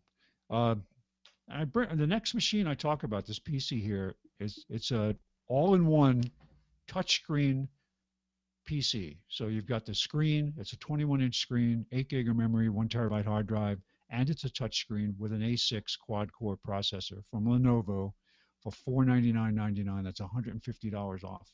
If you have an application for this type of form factor, that's a good deal. A Lenovo H50 desktop with AMD A8 quad-core processor, 8 gig of memory, $379.99. Save $120. For those of you who are running low on DVD media, we've got Verbatim plus or minus DVD-Rs, 100 packs for $29.99, save $15. They also have CDR media, still out there, 100 pack sleeve for $24.99, save $5. And finally, we have an APC 700 VA battery backup UPS for $79.99, save $20. That's all at Office Depot, Office Max. At Staples, we've got an Asus laptop. This is a, Nick, this might be the Windows Chromebook alternative for you here. Asus laptop, it's a 11.6-inch screen, comes with an Intel processor, 2 gig of memory, 32 gig hard drive, Windows 8, Office 365, $179.99. That's a good price right there. What's that? That's a good price right there. That's a very good Chromebook. price. That's Chromebook. That's a very good price. It is not a touchscreen. Now, is this full Windows 8.1 or is this Windows? Windows 8.1. Oh, cool. So it's full-fledged Yep. Windows. That's nice. 1 terabyte of Microsoft OneDrive for 1 year, 1 year of Office 365, 500 gig of Asus web storage for 2 years. So yeah, it's a good deal. We've got Samsung Galaxy Tab 4 10.1-inch tablet, $299.99, save $50. That's with 16 gig of storage. HP 15.6-inch A10 laptop for $429.99, save $220. 16 gig USB flash drive, $799, save $10. 32 gig for $13.99, save $9. We've got 1 terabyte Western Digital portable USB hard drive, $69.99, save $10. The 2 terabyte version of this for $99.99, save $30. Dell, we've got a series of Dell machines now. Dell touchscreen laptop with an AMD A6 processor, 15.6-inch for $449.99, save $100. If you need a Windows 7 machine, we've got a Dell 15.6-inch laptop Core i5 processor, $549.99, save $130. Dell touchscreen Core i5 with Windows 8, $549.99, save $200. We've got a Windows 8 desktop i5, $529.99, save $100.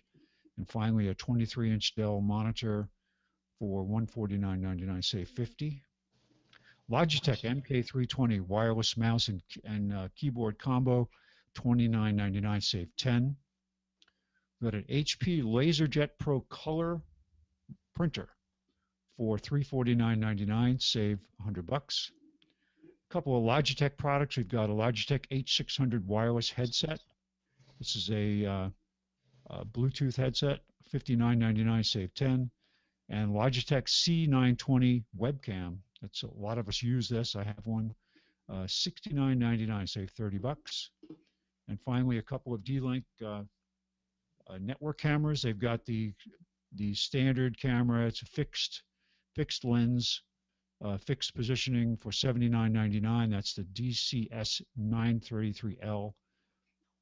And they've got the DCS 5020L, which is a tilt pan night vision version for $119.99. I have the 5009L, which I'm using. Wireless webcam, works quite well. I use it with my iPhone.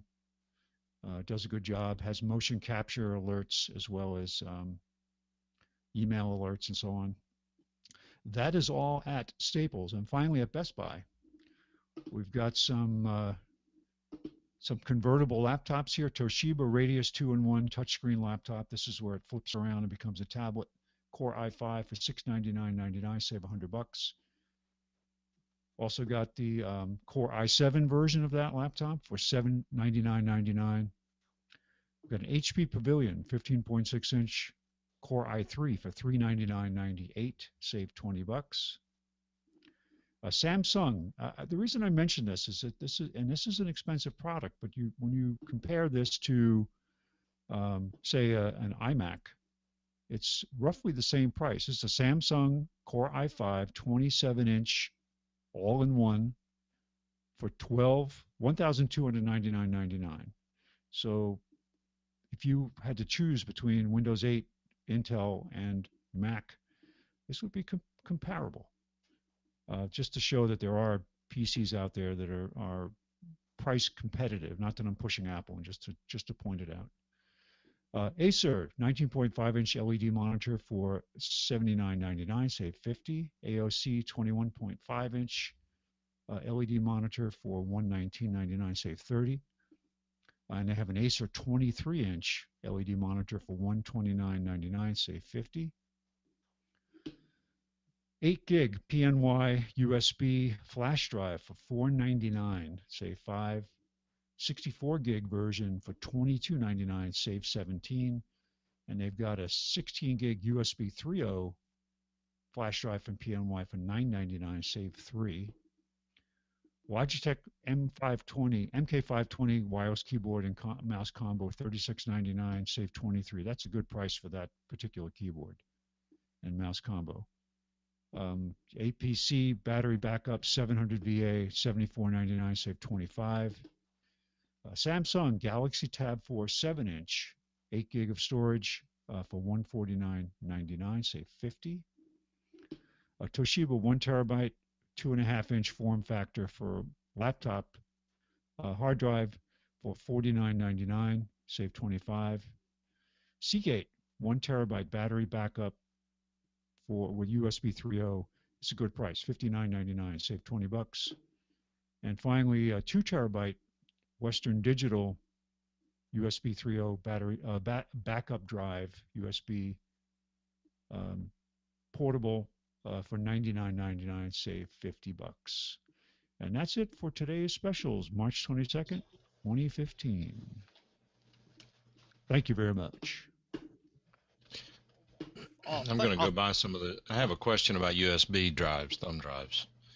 I know you like this PNY brand. I don't particularly care for it. It seems like cheap crap to me. But I've been saying that when I found some thumb drives for $5, I was going to buy a few of them because I use these in my car to stream through my radio, which I really like the way that works now. So I'm going to go pick up some of these $5 ones next time I go out. But I have a question. Mike, just a comment here. PNY makes most of them. I'm not sure that's true. Okay, I'm go not on. sure. I mean, you may know better than I, but you hear that sort of thing. But I'm sort of in the semiconductor business, and that's not what I hear from the other side.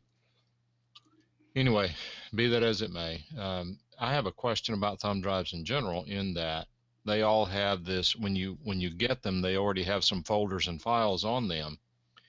If you're going to reformat a thumb drive to make it bootable, you're going to wipe all that crap off the drive. What is all that stuff? It's usually their backup utilities sometimes, and it was annoying. One of the manufacturers, and I'm trying to remember which name, actually made a virtual drive out of it. When you loaded it, it would automatically load. Which one was that? SanDisk. SanDisk, yeah, and that was annoying. Extremely annoying. Yeah, and it was like its own partition. It was a real pain to use. Yeah, but it's applications, really. Do you need it? No. Most of them are not very useful. I would say none of them are useful. It's supposed to make it easier for the average person to, suddenly, the light will come on and say, "Oh, this is a great product," but it's really, I always format them. And to get back to something else that you were talking about earlier with this Logitech C920 camera, which is it's probably the best value going in cameras right now, is in my experience. But I have one here, and I don't use it. I use the C910. I had a brand new C910 that failed about a day out of warranty. was not brand new, obviously, but it failed. And even though I already had the 920, I actually looked around and got another 910. It works better for me than the 920 does, which makes me wonder if my 920 is bad or an early release. I noticed in that when I first got it, I didn't like the way it worked. It was something I can't even describe what it was, but the latest drivers seem to have fixed it. Okay, maybe that's it. Maybe that's a good point. I don't know that I've updated the drivers for it. I don't even have it connected. But if I were buying a camera today for this purpose, that's what I would buy, would be that 920 if I couldn't find a 910. Now, one of the differences is, for what it's worth, unless something has changed, the 910 will not do 1080p through Skype and other services. It will do 1080 direct to recording, as I recall, but the 920 doesn't have that limitation, because what is it that's built into the 920 that's not built into the 910? It's the H2 built-in processing. Got a processor on board. What is it? It's just it's native encoding of the video. But so what's the term? What is the? Oh, I'm trying my brain. I haven't got dust off that part of my brain. What are you looking for? It's an encoding technique. What is it? H260? H.264? Yeah, exactly. Oh. Exactly. Yeah, that's what I was trying to think of. So anyway, I guess it could be a driver issue. I don't know the answer to that, but the 910, and considering that we don't do 1080 like Andrew does, the 910 has just been a fabulous camera, even though Logitech started out as a great company and ended up evaporating in terms of customer service. H264, that's what I couldn't remember. H.264. Yeah. Which is a lot of companies that do commercial video conferencing will use H.264. We were talking about memory, and Dan posted, I just saw it. He said, stay away from Ceton, CETON. And here in our area, Intrex, that is their cheapo brand. That's what they sell. Knock on wood, I've never had one fail on me, but I'm like Dan. I'm not so sure that's very good stuff. I don't know who they are, don't know where they're getting that memory, don't know what the story is. I've probably been very lucky when it comes to CTEC. I'm to Ceton memory, but Intrex claims that they back it, but I don't know. Hope I never have to find out. I never even heard about Ceton. Yeah, well, that's the point. Everything I use is PNY. Oh. And I've got some that I had from the 128 megabytes in the early days, and they still, I never had one to fail. And the reason why I use them is because we had them on the show, and they were talking about the fact that they're making all the name brands. Yeah, they are not making Crucial memory. They are not making Patriot memory. Not all of them, but they're making a bunch of them. They may be making a bunch of private labeled ones. I wouldn't put that. Yeah. But not the biggies. They don't do what is the one I don't remember the name of it now. For one of the biggies, they absolutely don't make their memory, and a lot of these big companies private label for others as well. Yeah. And I've had more Crucial failures than I have off-brand failures over the years. And it's not just because I use more Crucial memory. I would say proportionally, I've had more Crucial failures than others. However, with Crucial, you don't have a receipt, you don't have anything. You put it in a bag, send it to them, they send you new memory, end of story. No questions asked, and that's worth a lot. There is some memory out there. I mentioned it before. I don't remember which company it is, but for example, I don't know if it's Hitachi. No, what's the other one that begins with an H? Hynix, Hynix. If you get a Lenovo or other computer that has Hynix memory in it, and your Lenovo warranty expires, you can throw the memory in the trash can.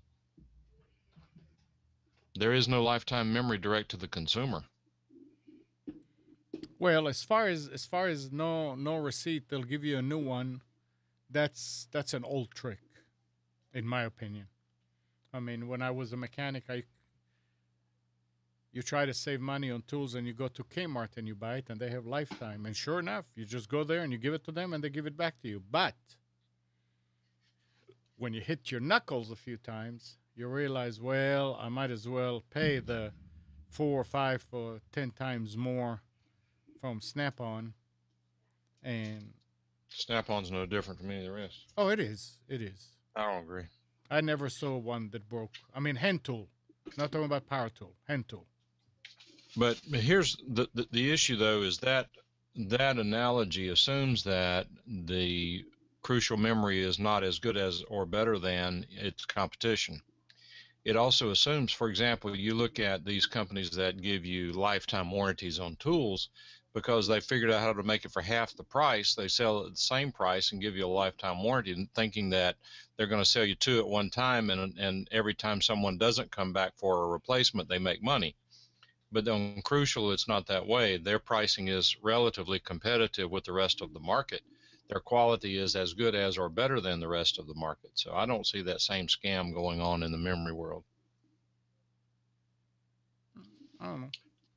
And on another note, in case we've talked about them here before, if you're interested in some of this techie crap we talk about with regard to the internet and Time Warner and all that, then go to dslreports.com, get an account, and look there. In fact, if you go there and you like their stuff, then you can support them for like $10 and become a paid member, or $20. And I forget the guy's name who runs the site, but it's a very useful site. And what you can do, and what I do, is you can set up your favorite forum.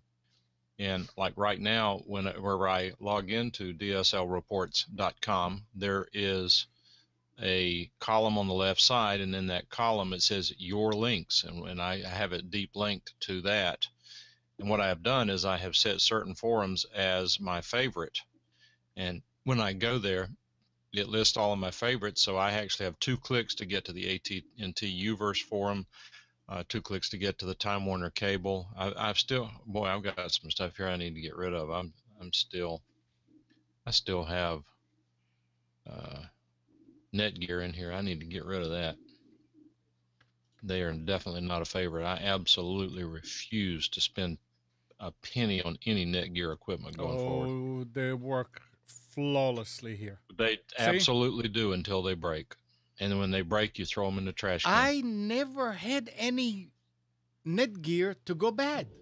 And when you do, you'll be in here whining about it, and I'm going to say, no, I told you won't. so. I mean, I would expect it to break after 10 years or 5 years. I had 2 in 2 years go out with exactly the same problem. There was probably nothing wrong with them. You just didn't know how to configure them. Okay, well, I still have them. I'm going to bring them over to you and let you fix them, and then come on the show and announce how I don't know what I'm doing. That's perfectly fair. That's a reasonable way to approach it. No, again, there are more Netgears and Linksys out there than anything else. I don't like Linksys, but Linksys is good.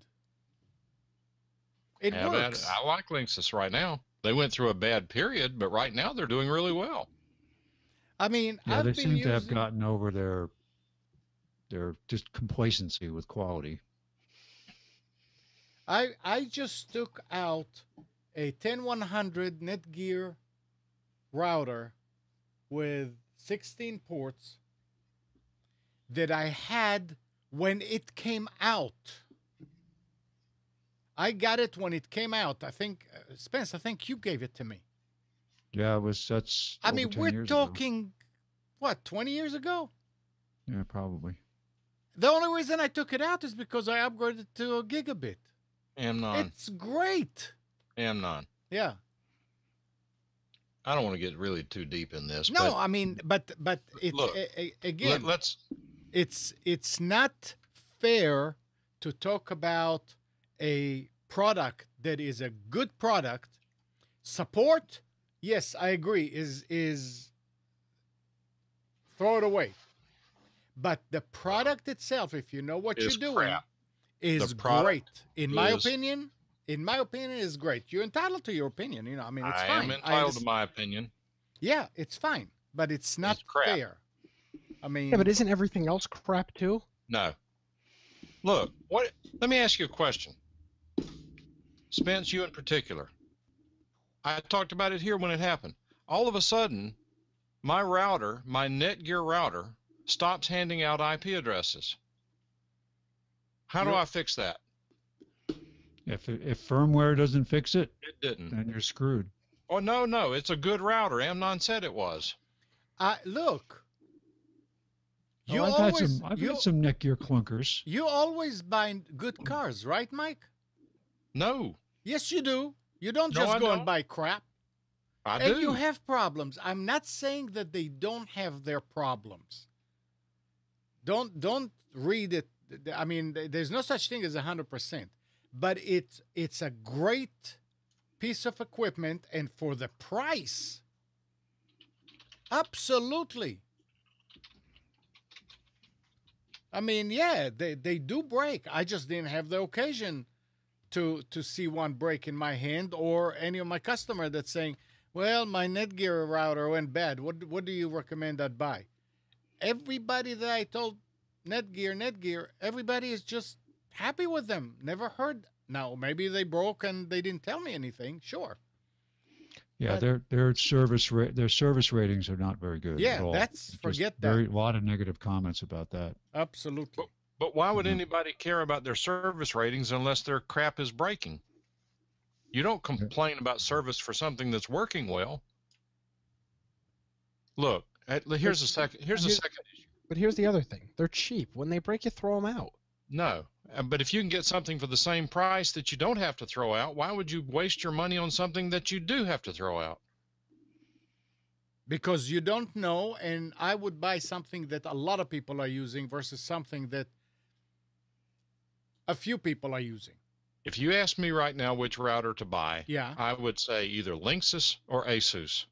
I But would now what not happens buy when an a Linksys Asus. router dies? Didn't you Are read gonna all say the same problem? thing? We can't talk at the same time. Sorry, Say go again, ahead. Amnon. Go ahead, Nick. No, go ahead, Amnon. What? Didn't you read all the problems with Asus as far as privacy and malware and stuff like that in them? You will say that you will go for it? I mean, I loved it when Brian showed it, and I said, wow, what a great thing. Now, it cost 2 or 3 times more than Netgear, but still, it does a lot. But then when I read about the fact that they had all that code in there that oh yeah, we're going to take it out, I forget that. I don't need that. But again, How do you know Netgear's not doing the same thing, and Linksys too? I think that with the millions and millions of Netgears out there, at this point, we would know if they would do it. I have several people whom I help with their internet, and when some friend asked me to help with something, if I find out they got a Netgear router, I don't bother. Okay, Because it's these things fine. fail in modes that are almost impossible to diagnose. What would cause a router to stop handing out Firmware. IP addresses? Firmware, the code, the language, the No. program in them. Hey, if it's been working for a year, how does it all of a sudden the code stop working? That's ridiculous. Something got fried. I don't know. Did you try to Reflash Reflash the it. firmware, flash it? Yeah. including rolling back to an earlier version Well, when the earlier current version Then didn't you work. got something that went bad. Yeah, I don't. All right, let me and ask you another question. Forget that. Now let me ask you a second question. Let's suppose that I am on the road. I want to log in to my router remotely, and Netgear calls it remote management. Yeah. Okay. On the newer versions of the router, you have to use HTTPS to log into the web interface on the router. Good. Now, really good thinking. Great. Way to go, Netgear. Yeah. However, the router uses a 64-bit certificate that is not supported by any modern browser. That's They fine. require at least 128-bit, and there's no way to upgrade the certificate on the Netgear router. That's fine. All you have to do is accept it. because you know where you're going at that point. And when you accept it, the certificate is not used. It is not a secure connection, and it takes about a minute to get the web page to come up. It will Way take to go, Netgear. What it will crap. take longer with HTTPS. There's no doubt. But there's no What security. I couldn't argue this. I couldn't answer it because I never use remote management, so give I up. don't know. I have no idea. I mean, on my own servers, I have SSL certificates that we sign. They're not compatible with any browser. And when the few users that need to come in and use that service, and they call and they say, "Oh, it says," I said, "It's fine, just accept it." Because I'm not going to go waste money on an SSL certificate when it's just for 10 users to use a certain thing. So we do our own thing. And it works just as good. You say accept and save. Bam. From then on, your browser accepts it. There's No, it nothing wrong doesn't. with doing that. It doesn't. You have to re-accept it every time. Well, And then it's not working right. I agree. I agree. It's not working right. okay. All right, it's 11 o'clock. Yep, 11 o'clock. All right. I had nah, we can leave this for next week. It's fine. There's nothing here that's really pressing. What I did want to mention again, everybody, is the fact that next weekend, locally, this is for the locals. The North Carolina Vietnam Veterans Incorporated are putting up a play that was written by a local vet, Ron Harris, called Etchings in Stone. And to make it short, there are 300 seats per show, and they're free. But if you're going to reserve them and you can't come, please make sure that somebody will put their butt in that seat. You can go to the ncvvi.org to reserve, or you can call 919-266-7654. The play is very moving. You are sitting in the audience is actually in the wall, the Vietnam Wall, and watching the family and friends and coming in and what they say and what they think. It's a good thing that we're going to have displays out there. The North Carolina Vietnam Helicopter Association is going to be displaying helicopters. We're going to be displaying vehicles. So it's Friday. I mean, I'm not going to get into this now because everything is on the NCVVI website. But there are three shows, and you can find out when there are tickets for what show. We want to fill it up, and it's down at the downtown at the Museum of History. All right. Anything else? Movie Buff, I saw those links. I don't know what did you want me to do with them. I guess you just make me aware of what's going on there, which is fine.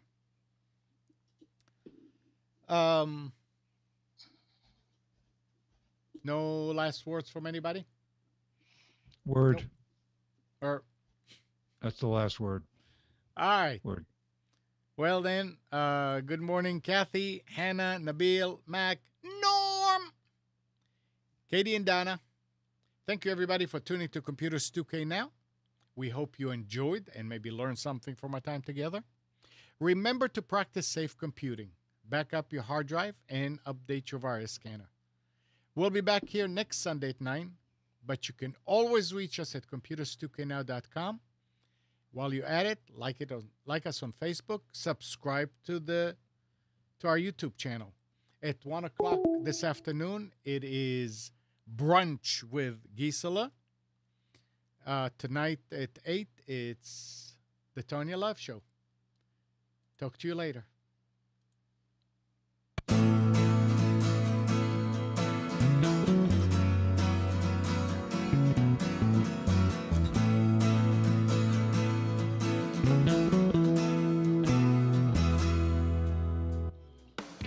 You are tuned to the Nissan Communications Network.